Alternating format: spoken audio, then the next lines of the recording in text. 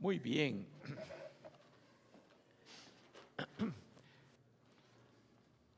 Ok, vamos a quedarnos nosotros aquí para el mensaje de este domingo de Ramos. Es un domingo que la iglesia celebra cada año y es el inicio de la Semana Santa. De hecho, hoy la iglesia celebra la entrada de Jesucristo a Jerusalén. Y más tarde, dentro de un momentito, les voy a mostrar un mapa, cosas importantes que usted debe entender para captar esto. Jesucristo vivía en el norte de Israel, a unas casi 100 millas de Jerusalén, y prácticamente toda su vida pasó solo allá en el norte de Israel, cerca del lago de Genezaret. Y él vivía allí mayormente. Él bajó unas pocas veces. De hecho, los evangelios nos dicen que él bajó solo 3 veces del norte al sur, pero la mayor parte de su vida la vivió allá en Nazaret, la ciudad que se llama Nazaret. La provincia grande se llama Galilea, y cerca de una pequeño lago que había allí, del cual voy a hablar ya. Pero lo menciono porque usted debe entender que eso era una gran procesión. Jesucristo desciende para celebrar una fiesta judía súper importante que aún se celebra. ¿Cuál es esa fiesta judía? La Pascua. La Pascua. Yo sé que nosotros estamos acostumbrados a relacionar la Pascua con Pascua de Resurrección, que ya viene, pero la palabra Pascua es una fiesta judía. Y de hecho los judíos están por celebrar la Pascua ahorita, muy cerca del día de Easter o de Domingo de Resurrección. Es una fiesta muy importante y Jesucristo baja con mucha gente en una gran procesión, un desfile para Jerusalén. Ahora, desde donde estaba Jesucristo hasta Jerusalén había un promedio de 100 millas.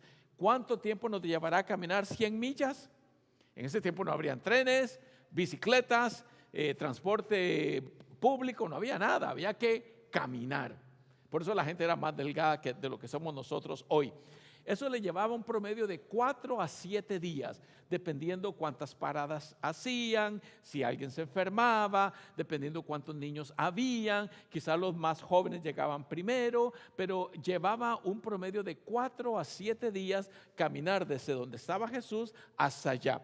Y entonces, cuando él va llegando a Jerusalén, hay una gran multitud con él. Como él llega a ser un líder conocido en ese momento, entonces la gente, cuando va entrando allá, empieza a gritar, y esta aclamación, vamos a ver si logro mover el slide, ahí está: Hosana, Hosana. Esa es una palabra en hebreo, así que usted le puede decir a sus amigos: yo sé una palabra en hebreo. ¿Cuál? Hosana.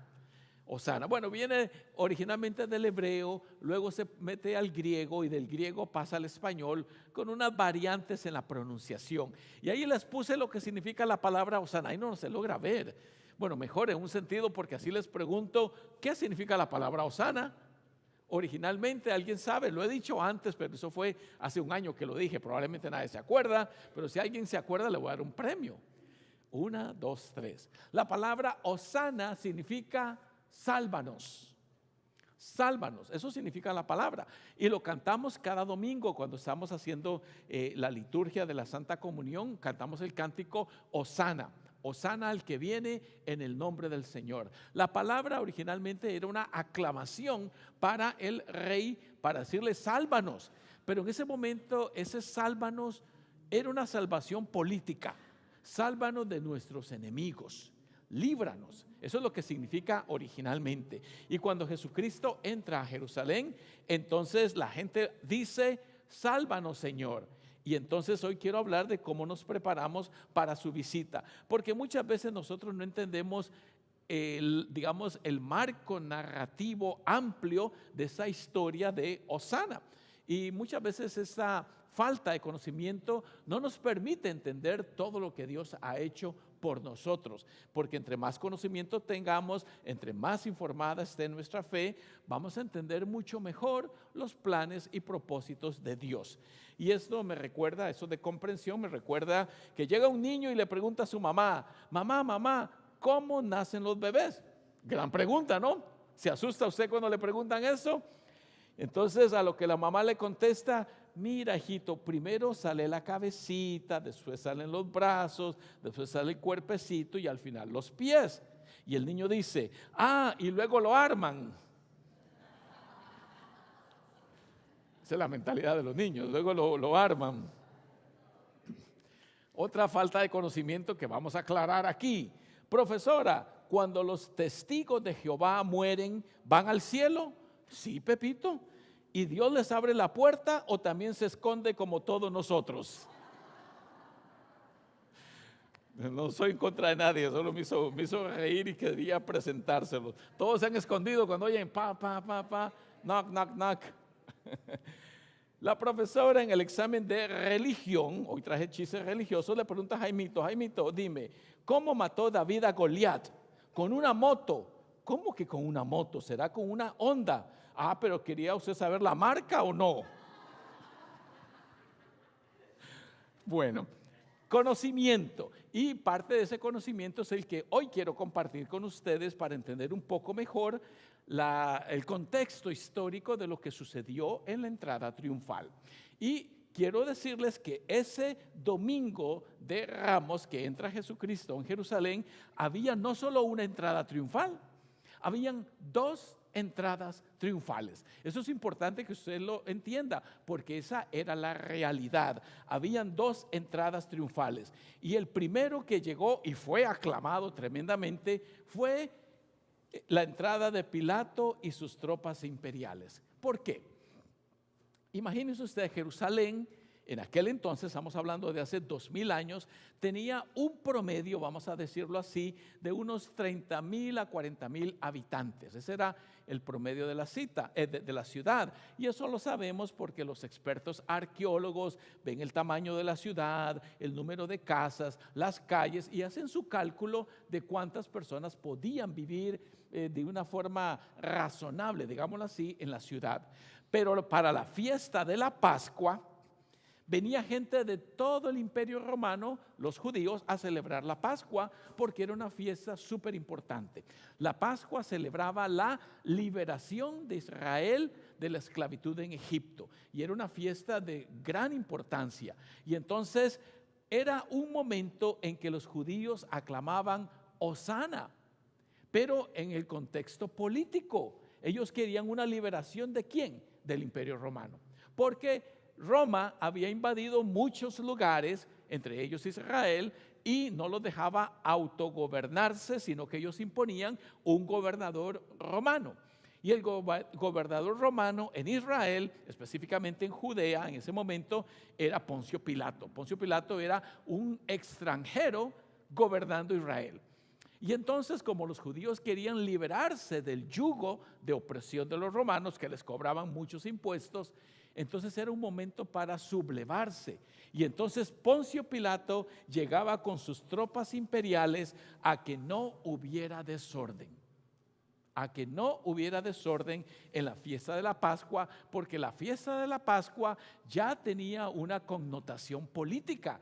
Estaban celebrando la liberación de Israel de la esclavitud en Egipto. Entonces esto resonaba en los oídos de Poncio Pilato. Ahora, usted debe entender que Poncio Pilato vivía un poco lejos de allí. Aquí les puse un mapa de Israel y usted ve aquí abajito el punto rojo donde está Jerusalén. Pero Poncio Pilato no vivía allí, él vivía un poquito más al norte y hacia el este, en una ciudad que se llama Cesarea. Ahora, si usted oye el nombre Cesarea, quizás no le resuena algo del nombre, pero era una ciudad imperial. El César era el emperador. Cesarea era la ciudad del emperador y Poncio Pilato gobernaba desde allá. Pero se desplazaba entonces hasta Jerusalén para poner orden en la fiesta de los judíos. Y entonces ese desplazamiento es la primera entrada triunfal. Significó un desplazamiento geográfico de un promedio de 80 millas y eso quiere decir 3 a 5 días caminando en aquel entonces. Pero note el segundo detalle. Él llevaba un promedio de tropas, de soldados de entre 20 y 50,000 soldados. Póngase a pensar las calles marchando con, digamos, 10,000 soldados. Póngase a pensar, pero de seguro no eran 10,000, porque ya dije que en el tiempo de la Pascua venían judíos de muchos lugares a celebrar la Pascua y después de tener un promedio de 30,000 habitantes, llegaban a Jerusalén un promedio de 150,000 gentes judíos a celebrar la Pascua. ¿Con cuánta gente se controla? ¿Con cuántas tropas se puede controlar una multitud de 200,000 gente, de 150,000? Eran demasiados. Los expertos, sin saber con precisión, calculan que por lo menos habían 30,000 soldados marchando hacia Jerusalén. Y díganme si esto no es una entrada triunfal. Si usted ve un ejército marchando con armas, escudos, con esos cascos que se ponen, uno se queda así impresionado, ¿no? En ese entonces era la máxima autoridad, y así es como llega Poncio Pilatos con sus tropas a poner orden en la fiesta de los judíos. Por el otro lado va entrando Jesucristo, montado en un burrito, y la gente se emociona y lo aclama y grita: Hosana, Hosana, decía cuando va entrando. Ahora, ¿a usted le suena esto algo espiritual y religioso? Y es correcto, pero oídos de las tropas romanas y de Poncio Pilatos, ¿qué creen que escuchaban? Eso se quieren rebelar. Eso están buscando una liberación política. Aquí hay ahora 150,000 judíos. No, esto hay que aplacarlo, eso hay que calmarlo, porque si no lo hacemos se nos va a salir de nuestro control. Entonces Jesucristo también se desplaza, pero lo hace desde el norte. Poncio Pilato lo hacía desde el este, en cambio Jesucristo venía del norte. Usted ve allá al norte Galilea, esa es la provincia grande donde vivía Jesús, en un pueblecito llamado Nazaret. Y entonces Jesucristo se desplaza de norte a sur hacia Jerusalén, y también camina un promedio de 80 millas, y también duraba, como dije, entre 4 y 5, 6 días, no se sabe con precisión, para llegar a aquel lugar. Ahora, hablando de esa entrada triunfal, ¿qué significó? ¿Qué significó? Bueno, para Jesucristo es un desplazamiento geográfico de unas 80, 90 millas, dependiendo qué ruta escogían. A veces se desviaban por el camino a comer, a descansar, algunos se enfermaban, algunos tenían mucha sed, entonces variaba un poquito. Imagínense esas grandes multitudes caminando por allí. Siempre, creo que la mayoría hemos estado en algún tipo de esas marchas y sabemos lo cansado que es. Pero para Jesucristo significa su última semana de vida. Él entró un domingo de Ramos, que llamamos nosotros. En ese entonces solo era un domingo normal, entonces no había esa designación, pero iba para la fiesta llamada la Pascua. Y ya dije que la Pascua era una fiesta política. Yo sé que usted lo oye como algo religioso, Pascua, resurrección, yo lo entiendo, pero originalmente tenía una connotación política, porque celebraba la liberación de Israel de la esclavitud en Egipto. Y ellos marchan triunfantes hacia la tierra prometida. Entonces, para la mayoría de ellos esto era liberación política. En aquel entonces era de Egipto, ahora sería del Imperio Romano. Y entonces, cuando Jesucristo entra, la gente queda conmocionada. Y preguntan algo que dice allí en su lectura: ¿quién es este? ¿Quién es este? Jesucristo no era tan conocido. Usted pensará hoy por hoy que él era muy famoso y todo el mundo lo conocía. No, él venía de un pueblo campesino de allá arriba, donde casi nadie lo conocía. Pero cuando él se empieza a juntar con otros miles de judíos de diferentes ciudades y que vienen de todo el Imperio Romano, Jesucristo queda así empequeñecido, chiquititico. Nadie lo conoce. Nadie lo conoce. Unos poquitos círculos de él que vienen de Nazaret han escuchado, pero la mayoría de la gente no tiene ni la menor idea. Y usted recordará que cuando lo van a capturar, dice Judas: a quien yo le dé un beso, ese es. Porque la mayoría de la gente no lo conocía. Lo conocía un poco más allá en el norte, como dije, pero entonces la gente se pregunta: ¿quién es este? Mire el pasaje bíblico que dice: y entrando en Jerusalén, se sacudió toda la ciudad diciendo: ¿quién es este? ¿Quién es ese individuo? ¿Qué privilegio tiene él? O como decimos, no sé si en su país dirán: ¿qué corona tiene él? ¿Qué corona? ¿Cuál es su privilegio? ¿Por qué lo aclaman? ¿Por qué ponen ramas? ¿Por qué la gente se emociona? Bueno, es porque él llega a ser el Mesías. Mesías significa el ungido de Dios. ¿Y qué hace Jesucristo cuando llega a Jerusalén? Él no se pone una corona, le van a poner una corona de espinas más adelante, pero él hace lo que se llama un lamento. un lamento sobre Jerusalén. Y son palabras bien interesantes que aparecen allí en la lectura. Si también, hablándole a Jerusalén, al pueblo de Jerusalén, si también tú conocieras en este día el mensaje de paz, si tan solo supieras quién soy yo, si tan solo entendieras cuál es el propósito para el que vine acá. Pero lamentablemente la mayoría de la gente no lo entendió, porque vendrán días sobre ti cuando tus enemigos te rodearán con vallado y te sitiarán por todas partes, te estrecharán y te derribarán a tierra y a tus hijos dentro de ti, y no dejarán en ti piedra sobre piedra, porque no conociste el tiempo de tu visitación.